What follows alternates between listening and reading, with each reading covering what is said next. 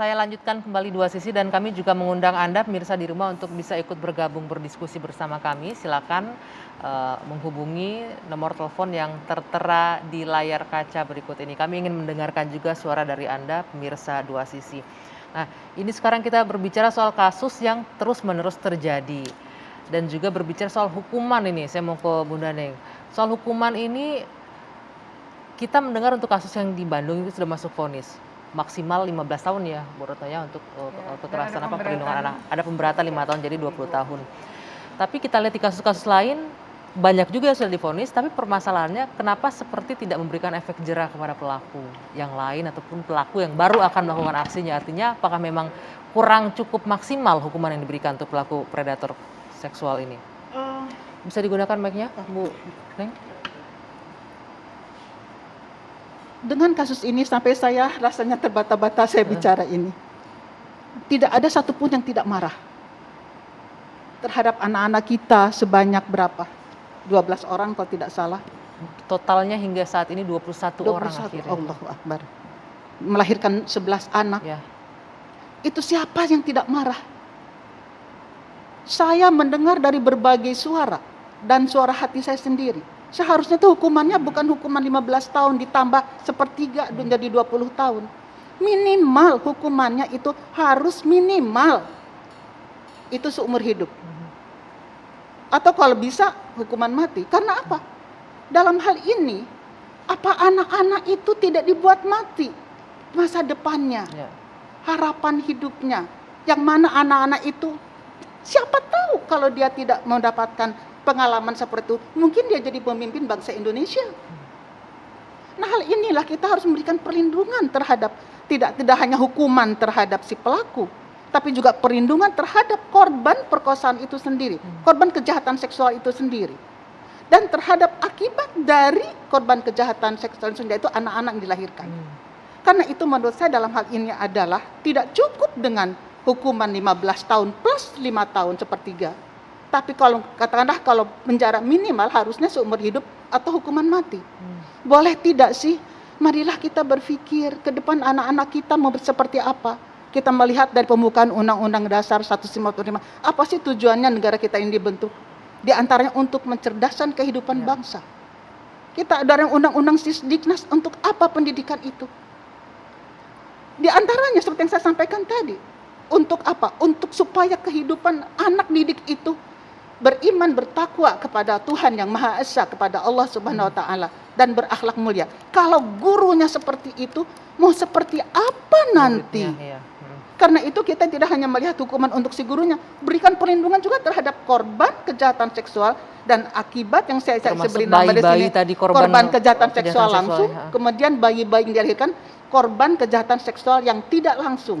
Saya menggunakan istilah dari apa namanya, undang-undang terorisme di sini. Nah, perlu restitusi. Kalau restitusi tidak cukup, makanya saya dulu kalau tidak salah beberapa hari yang lalu saya mendengar dari ibu siapa dari LPSK itu hanya dituntut 300, tuntutan restitusinya per orang 350 juta. Kurang itu. Ini enggak cukup itu untuk kehidupan anak dan anak yang dilahirkan. Belum orang tuanya. Orang tuanya apa tidak artinya, jadi korban? Oke, artinya tetap psikis dan sebagainya. Hukuman yang maksimal. Kita juga dan mungkin yang ingin saya tekankan di sini, seperti yang disampaikan oleh Prof tadi, saya berkali-kali dimanapun saya mengatakan, orang korban kejahatan seksual itu bukan aib. Kita harus membuat mereka tuh bicara. Saya selalu dimanapun saya, korban perkosaan tuh jangan malu untuk mengadu mengenai katakanlah alat bukti. Memang betul dalam pasal 183 atau 184 dari KUHP itu memang minimal 2 alat bukti. Nah, kalau melihat dari ada pada masa Rasulullah dulu, ada seorang perempuan yang diperkosa. Memang tidak ada bukti, waktu itu hanya dirinya. Tapi dibuktikan dengan pengakuan si orang diperkosa itu, dan memang ada pengakuan juga dari si pelakunya tersebut. Itu sudah 2 alat bukti. Nah, hal itu tentunya harus dijadikan juga, ini kesemangat kita untuk supaya kejahatan seksual di Indonesia ini dihapus. Tidak ada lagi. Kita lindungi anak-anak kita untuk masa depan bangsa dan negara Republik Indonesia. Mungkin nggak tuh kalau dihapus sama sekali di atas muka bumi di tanah air ini kekerasan atau kejahatan seksual? Sebenarnya kalau kita menggunakan prinsip paling tidak di dunia pendidikan ya, kita harusnya menggunakan prinsip pencegahan. Saya sepakat tadi dengan Prof bahwa pencegahan sekarang yang dikuatkan. Nah, pencegahan itu sebenarnya ya harus berlapis, apalagi kalau di sekolah-sekolah boarding school ya. Nah, sekarang misalnya pelaku ditindak, oke, dihukum berat gitu. Lalu korban dapat apa? Kan korban ini juga harus kita pikirkan. Jadi perspektif korban tadi seperti restitusi, anak-anak yang dilahirkan bagaimana, ini harusnya negara hadir dan bantuan-bantuan negara seperti misalnya PKH, KIH, terus KIP harusnya dapat. Tapi justru kan ini kami juga baru dapat laporan masyarakat ya, kalau 3 korban itu kan dikeluarkan dari sekolah setelah sekolah itu tahu anak ini lulusan sana dan punya anak. Nah ini kan nggak boleh, harusnya Kementerian Agama yang memang membawa sekolah ini tadi harusnya bertanggung jawab terhadap pemenuhan hak pendidikan anak-anak ini. Jadi ini korban jangan dikorbankan lagi seperti Mas Esa tadi bilang, dan harusnya kita memikirkan korban ini dapat apa dalam situasi yang begini. Padahal mereka lah yang paling menderita bahkan bisa seumur hidup gitu. Baik. Sebelum saya lanjutkan ke Bung Reza, saya ingin mendengarkan suara penelpon yang sudah tergabung bersama kita malam hari ini. Ada Pak Darussalam dari Bandung ya. Pak Darussalam, silakan, apa yang ingin disampaikan? Ya, Assalamualaikum warahmatullahi wabarakatuh. Waalaikumsalam warahmatullahi wabarakatuh. Ini berkenaan dengan masalah Suara yang televisinya sedang bisa ramai di dikecilkan Kota dulu Bandung. Pak Darussalam ya.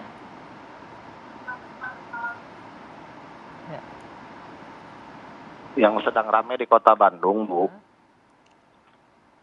Kiranya untuk bijak juga daripada media dalam memberikan kata-kata bahwa itu bukan pesantren, Bu. Oke. Yang kami asli dari pesantren itu merasa agak kecil hati dengan kasus kejadian sekarang ini. Nah kalau di pesantren, Bu, 8 tahun saya mondok pesantren di Aceh Utara, antara pesantren laki-laki dan pesantren perempuan itu pisah, Bu. Nah, berita yang ada di media sosial maupun yang ada di media televisi seakan-akan menyudutkan pesantren. Ya. Bahkan kita selalu memantau, selalu melihat, selalu memperhatikan. Yang selalu dipermasalahkan itu kasus ataupun pelaku adalah orang pesantren.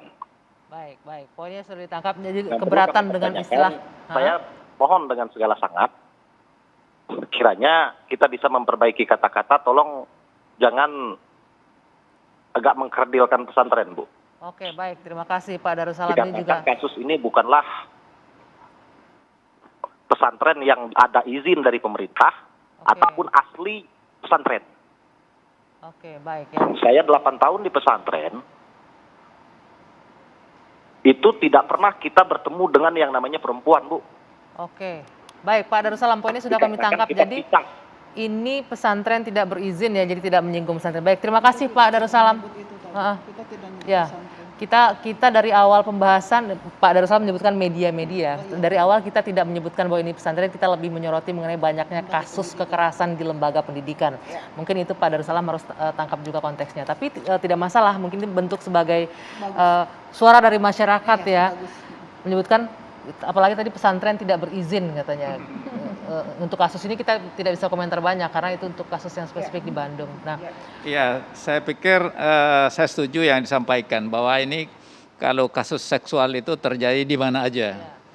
Dan sebenarnya satu hal yang kita patut apresiasi pada dunia pesantren itu, rata-rata itu tidak digabung antara laki-laki dan perempuan. Misalnya pesantren Gontor itu jelas betul itu dipisahkan laki-laki, perempuan. Dan itu diinisiasi oleh ulama kita. Ambil contoh juga di dunia perguruan tinggi. Itu Profesor Ibrahim Hussein, dia mendirikan perguruan tinggi ilmu Al-Quran. Itu laki-laki semuanya. Tetapi kemudian beliau mendirikan juga khusus untuk perempuan, Institut Ilmu Al-Quran, perempuan semua. Dan itu tidak pernah kita mendengar ada kasus seksual di situ.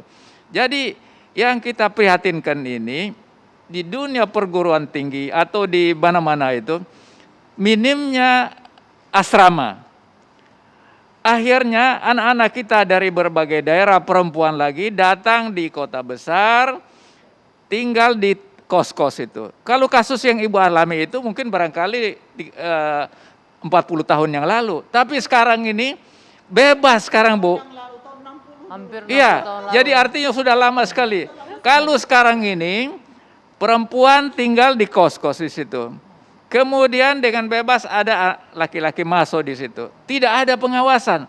Maka bahkan itu menerima terjadilah kos yang campur lagi. Iya, ya. campur baur itu. Jadi kita prihatin.